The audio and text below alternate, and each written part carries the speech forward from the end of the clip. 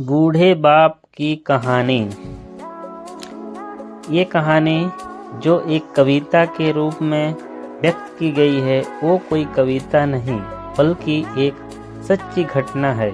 ठंड का मौसम था, सुबह का समय था, ठंड की अपने चरम सीमा पर थी। मैं आज जब सुबह कॉलेज जा रहा था तो मैंने एक बूढ़े आदमी को देखा जो कि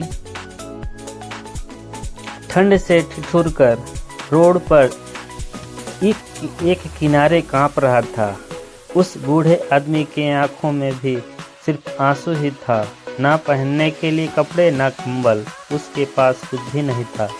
मैं वह थोड़ी देर रुका और उस आदमी से उसके इस हालात के बारे में पूछा तो उसके जवाब सुनकर मेरी आंखों में आंसू आ गया और मैं वहां से कॉलेज चला गया। उस बूढ़े आदमी की बातों को मैं एक कविता के रूप में बताने जा रहा हूँ।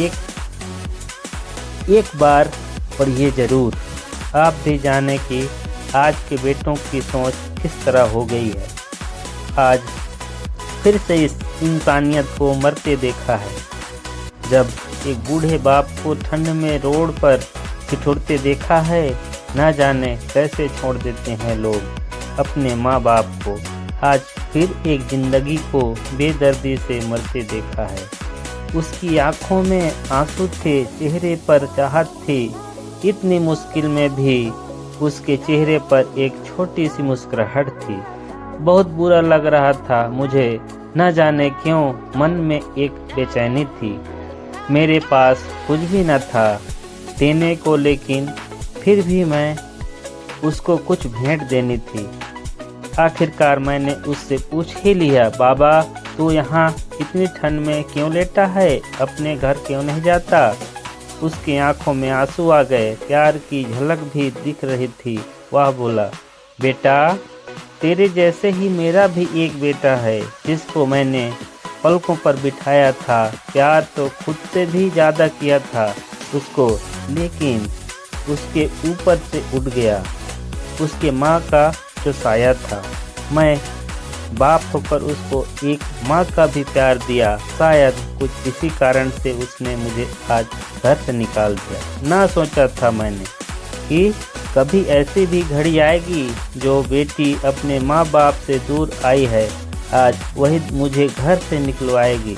मैंने बेटे को बहुत समझाया, अपने किए हर प्यार को बताया, पर बेटे के मन में जैसे एक अंधकार सा छाया था। वो भी अपनी पत्नी की बातों में आकर अपने बाप पर जुल्म ढाया। जिस बाप ने बेटे के लिए अपनी सारी खुशियाँ त्याग दी, आज वो जैसे हुआ कोई पराया है।